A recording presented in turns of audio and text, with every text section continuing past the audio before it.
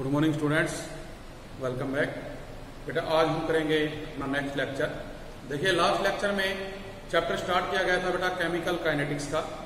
तो जो last topic अपना था बेटा वो क्या था, भी कोई भी जो केमिकल रिएक्शन है उसको हम किस प्रकार से रिप्रेजेंट करते हैं। तो उसी के बेस पे आज एक प्रॉब्लम करेंगे हम। प्रॉब्लम देखिए बेटा क्या है, इसमें यह कहा गया है भी जो अमोनिया है और जो ऑक्सीजन है ये रिएक्ट करती है हाई टेम्परेचर पे। तो उससे क्या होता है, जैसे ये रिएक्शन आपकी अमोनिया गैस प्लस रिएक्ट कर रही है ऑक्सीजन के साथ, आपको मिलेगा नाइट्रिक ऑक्साइड प्लस में वाटर मॉलिक्यूल। तो इन एन एक्सपेरिमेंट जो rate of formation of nitric oxide है वो अपने को दिया हुआ है 3.6 10⁻³ मोल पर लीटर पर सेकेंड। तो हमें कैलकुलेट क्या करना है, कैलकुलेट एक तो आपने करना है rate of disappearance of ammonia, भी जो अमोनिया गैस है जो डिसअपीयर हो रही है उसका रेट कितना है। और number 2 rate of formation of water, भी जब अमोनिया डिसअपीयर होगी तो हमने देखा भी ये नाइट्रिक ऑक्साइड और वाटर बन रहा है, इसकी वैल्यू आपको उसने दे दी, जबकि जो वाटर है उसकी आपने क्या करनी है, निकालनी है। तो इस एग्जाम्पल को करेंगे तो सबसे पहले तो आप इस केमिकल रिएक्शन को बेटा क्या करेंगे, रिप्रेजेंट करेंगे प्रोडक्ट में।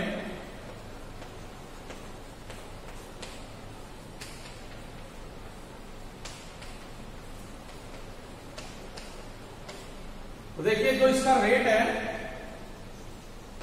क्या लिखेंगे बेटे, आपको बताया था भी जो स्टोकियोमेट्रिक कोएफिशिएंट होता है उसे हम लिखेंगे 1/4 dH3/dt। हमने इस चीज को ऐसे लिखा और साथ क्या लगाओगे, नेगेटिव का साइन, क्योंकि जो हमारी रिएक्टेंट की कंसंट्रेशन है बेटा वो क्या हो रही है, डिक्रीज हो रही है। प्लस आप क्या करोगे, equal to -1/5 DO2 divided by dt equal to plus 1/4 BNO by में dt equal to 1/6 DH2O by में dt। तो ये जो अपनी केमिकल रिएक्शन है बेटा इसका जो रेट है उसको हमने इस प्रकार से क्या किया, रिप्रेजेंट कर दिया। अब आपको पता है भी जो rate of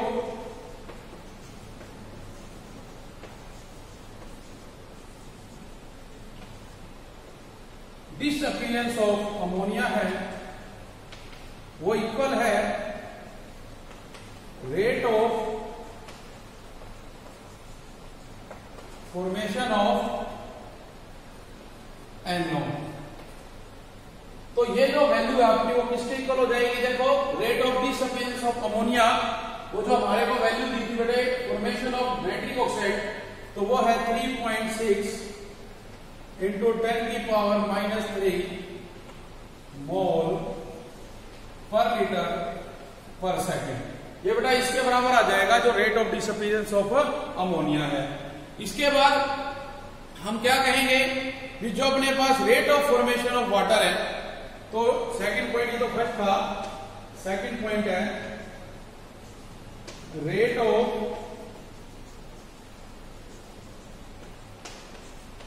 formation of water. तो बेटा देखो जो rate of formation of water है आपका वो किसके इक्वल आएगा, वो आएगा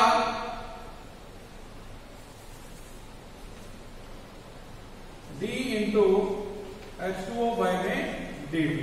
मीन जो rate of formation of water है वो इसके इक्वल हो गया बेटा।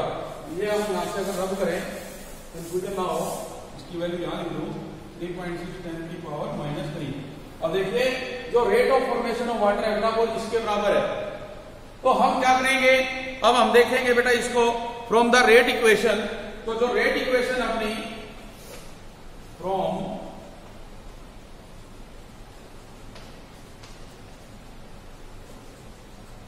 रेट इक्वेशन अपने पास बेटा जो फॉर्मेशन ऑफ वाटर है वो किसके इक्वल माना जाएगा, जो फॉर्मेशन ऑफ नाइट्रिक ऑक्साइड है। तो आप यहां देख सकते हैं कि अपने पास ये जो देखिए बेटा क्या है, वाटर है, और ये क्या अपना नाइट्रिक नाइट्रिक ऑक्साइड है। इन दोनों को हम क्या करेंगे, इसके अकॉर्डिंग इक्वल रखेंगे।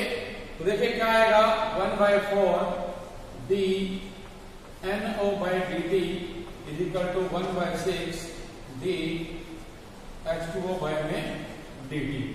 अब आप इसको रीअरेंज करेंगे क्योंकि हमें क्या करना है, जो rate of formation of water है वो कैलकुलेट करना है। तो उसके लिए देखिए बेटे आप क्या करेंगे, इसको किस तरह से करेंगे, क्रॉस मल्टीप्लाई। तो ये हो जाएगा 6/4 d NO/dt is equal to d H2O/dt।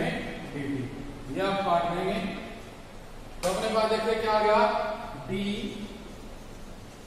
H2O/dt is equal to 3/2 d NO/dt। अब इसकी जो वैल्यू बेटे वो आपको दे रखी है 3.6 10 की पावर -3, 3/2 इंटू 3.6 10 की पावर -3। तो अब हम इसको क्या करेंगे बेटा, सोल्व करेंगे। तो जब आप इसको क्या करेंगे, सोल्व करने के, तो सोल्व करने में बेटा जो इसकी वैल्यू रहेगी वो आपके पास है 5.4 इंटू 10 की पावर -3 मोल पर मीटर पर सेकंड। तो ये क्या रहेगा, इसका आंसर रहेगा। तो इस प्रकार से जो अपनी ये इक्वेशन है बेटा उसको हमने क्या करना है, सोल्व करना है। मीन्स जो केमिकल रिएक्शन है उसको जब आप रिप्रेजेंट करते हैं उसके रेट को, तो बेटा उसको हम इस तरह से क्या करते हैं, शो करेंगे, कोई भी केमिकल रिएक्शन है। इसके बाद हम करते हैं बेटा नेक्स्ट टॉपिक जो है experimental measurement of rate of reaction. Experimentally किस प्रकार से हम इसको मेजर कर सकते हैं। बेटा नेक्स्ट जो है देखिए experimental measurement of reaction rate. भी हम एक्सपेरिमेंटली किसी भी जो रिएक्शन है बेटा उसका रेट किस प्रकार से कैलकुलेट करते हैं। तो देखिए कुछ बेटा कॉमनली मेजरेबल प्रॉपर्टी होती है, जैसे वॉल्यूम चेंज, दूसरा हम कह सकते हैं pressure change, refractive index, electrical conductivity, optical rotation या चेंज इन कलर। तो देखिए आपको पता ही है बेटा अभी कोई भी जो केमिकल रिएक्शन है उसकी जो कंसंट्रेशन है रिएक्टेंट और प्रोडक्ट की वो with respect to time change होती है। जैसे जैसे टाइम बढ़ेगा जो रिएक्टेंट है उसकी कंसंट्रेशन डिक्रीज करेगी, जबकि जो प्रोडक्ट है उसकी कंसंट्रेशन इंक्रीज करेगी। तो इसके लिए हमारे पास बेटा एक ग्राफ ड्रा किया जा सकता है concentration with respect to time के बीच में।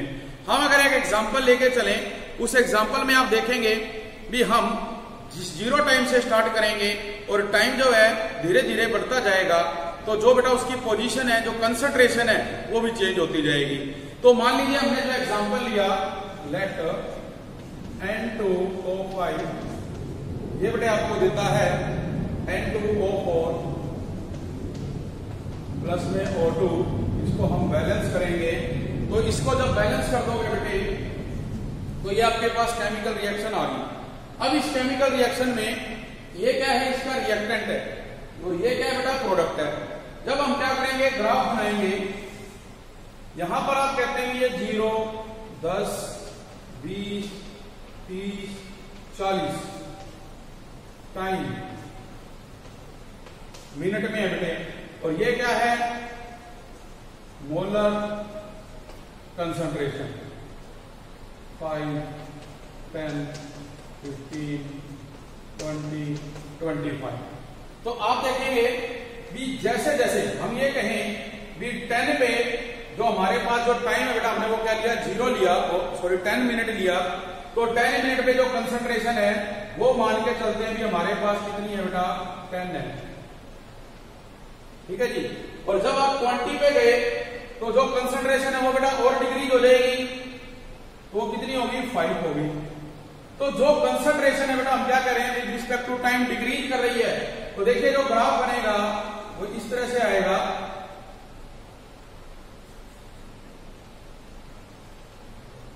तो हम कह सकते हैं कि 10 मिनट पे जो ये वैल्यू बेटा ये क्या है x1, और 20 पे जब जाते हैं तो ये क्या है x2।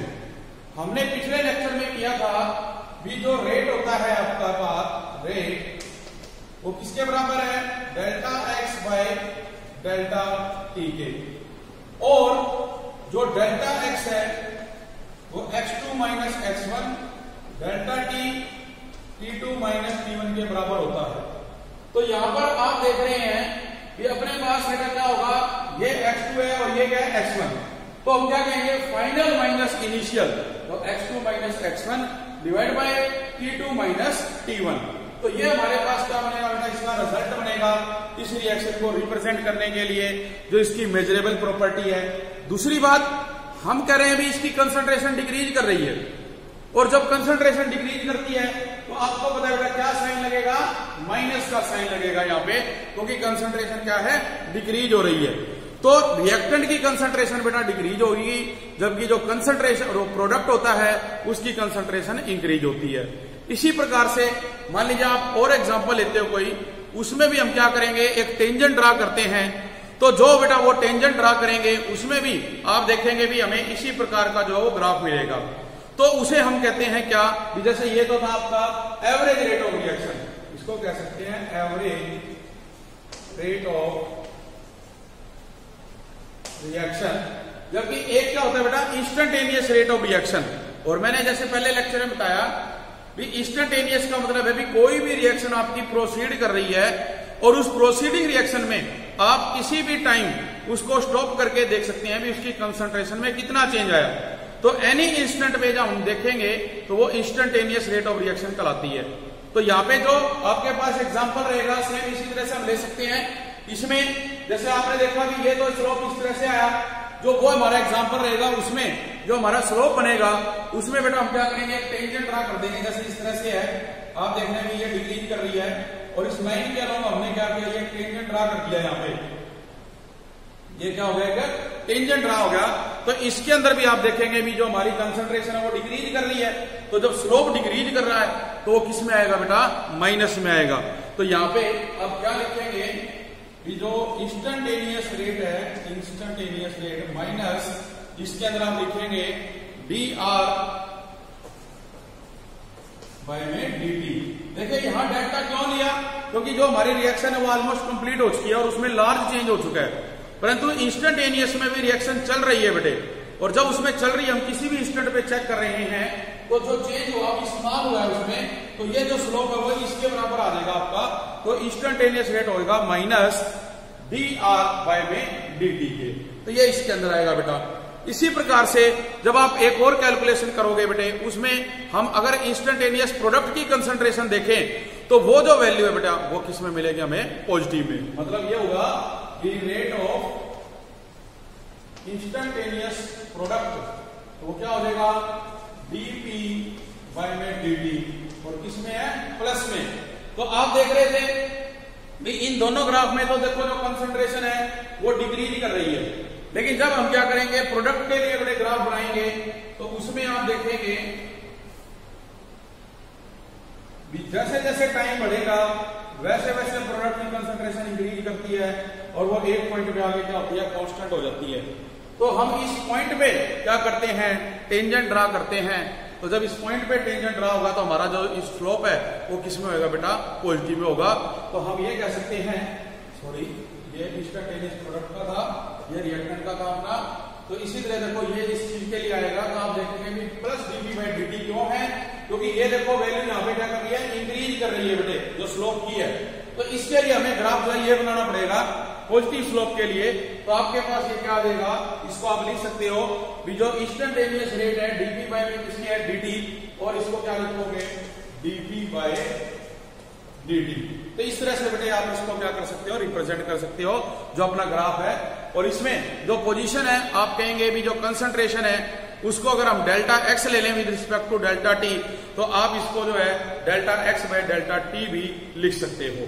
तो ये अपने पास क्या रहेगा, जो एक्सपेरिमेंटल मेजरमेंट होती है बेटा उसके बारे में।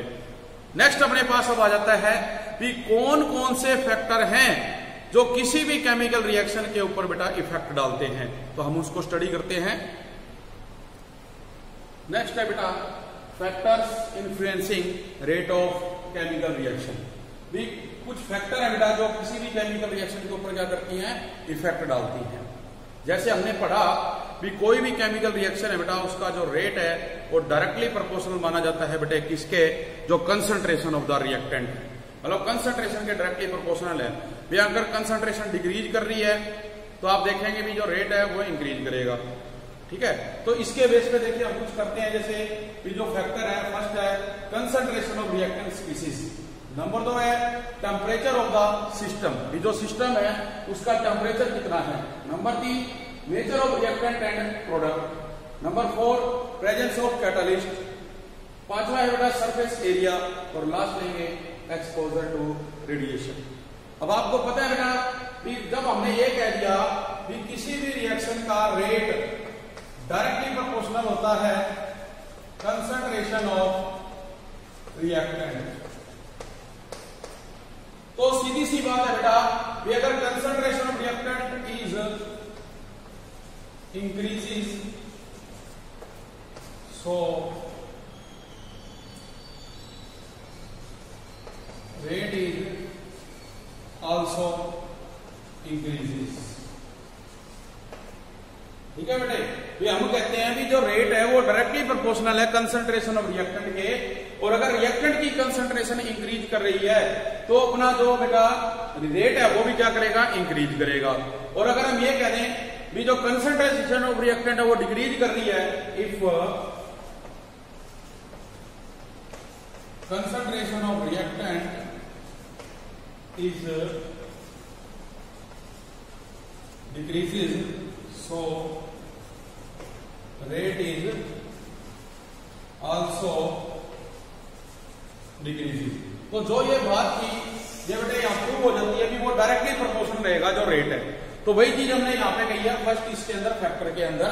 ठीक है, तो इसमें देखिए जैसे आप देख के बात करें कि अगर जो हमारे पास मान लीजिए कोई एक लकड़ी का टुकड़ा है बेटा, और आप उसको बर्न करते हो किसकी प्रेजेंस में, ऑक्सीजन की प्रेजेंस में, और वहां पर अगर ऑक्सीजन का जो अमाउंट है वो लेस है तो वो जो बेटे लकड़ी है आपकी वो भी क्या होगी, कम अमाउंट से बर्न होगी। और अगर आप क्या करते हैं उसको लार्ज अमाउंट में एयर की प्रेजेंस में बर्न करोगे तो बेटा वो उतने ही ज्यादा रेट से क्या होगी, बर्न होगी। तो वो किसमें होगा, इसमें। सेकंड पॉइंट आ जाता है बेटा टेम्परेचर ऑफ द सिस्टम। देखिए ये बात तो आपको पता ही है बेटा भी कोई भी केमिकल रिएक्शन होती है वो डायरेक्टली प्रोपोर्शनल है टेम्परेचर के। हम टेम्परेचर इंक्रीज करेंगे तो जो रिएक्शन है बेटा वो उतनी ज्यादा तेजी से होगी, टेम्परेचर डिक्रीज करोगे तो उतनी ज्यादा रिएक्शन वो जो है कम रेट से होगी। इसलिए हम ये कहेंगे भी टेम्परेचर ज्यादा होना चाहिए किसी भी केमिकल रिएक्शन को टेक प्लेस करने के लिए। तो आपके पास देखो यही दिया है, तो इसमें आपने जैसे देखा कि हमारे पास टेम्परेचर में एक तो बेटे क्या कहते हैं एक्सोथर्मिक, और एक बेटे क्या होती है एंडोथर्मिक।